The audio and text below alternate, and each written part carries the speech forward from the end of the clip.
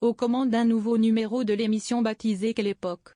Le samedi 24 mai 2025 sur France 2, Léa Salamé a pris la parole au début du programme, afin de s'excuser après le scandale provoqué par Thierry Ardisson 2 semaines plus tôt.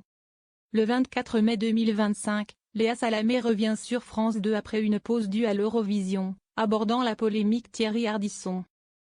Léa Salamé présente ses excuses pour les propos controversés de Thierry Ardisson comparant Gaza à Auschwitz, exprimant son rejet de la banalisation de la Shoah. Léa Salamé partage son engagement personnel contre la haine, évoquant son histoire familiale marquée par le génocide arménien.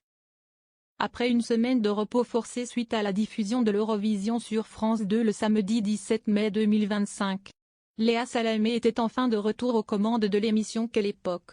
Le samedi 24 mai 2025, le talk-show de l'animatrice était une nouvelle fois programmé en deuxième partie de soirée, juste après la grande finale de la Coupe de France remportée par le PSG contre le Stade de Reims. Ce jour-là, Léa Salamé a ouvert son émission en revenant sur la controverse suscitée par les propos de Thierry Ardisson 2 semaines plus tôt. Pour rappel, l'ancien animateur de C8 avait comparé Gaza à Auschwitz sur le plateau de Quelle époque.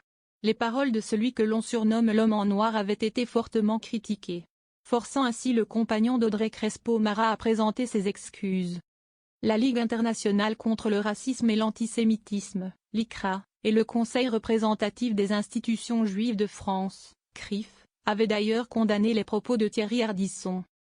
Samedi 24 mai 2025, ce fut donc au tour de Léa Salamé de présenter ses excuses aux téléspectateurs. Je sais que cette séquence a choqué, je sais qu'elle a blessé des gens, a-t-elle ainsi débuté. Cela me mortifie parce que je rejette toute banalisation de l'abomination ultime que fut la Shoah. Je n'ai cessé ici et dans tout mon parcours de journaliste de rappeler le mal absolu que fut le génocide nazi, et de faire témoigner les derniers rescapés. A ensuite ajouté Léa Salamé. Avant de revenir sur sa propre histoire familiale, tout ce que je suis, mes origines, l'histoire de ma famille. Du génocide arménien dans ma famille maternelle aux guerres du Proche-Orient de mon enfance. Je me suis battue contre les haines entre les peuples et entre les religions. Je continuerai toute ma vie à essayer de faire entendre une voix de paix et d'apaisement, si estime mon combat, a ainsi conclu Léa Salamé. Pour rappel, Thierry Ardisson s'était montré assez dur envers Léa Salamé et France Télévisions suite à cette polémique. Il y a toujours quelqu'un de France Télévisions qui est là et personne n'a dit couper ça. Je me suis réveillé le lendemain et j'ai vu que Twitter brûlait.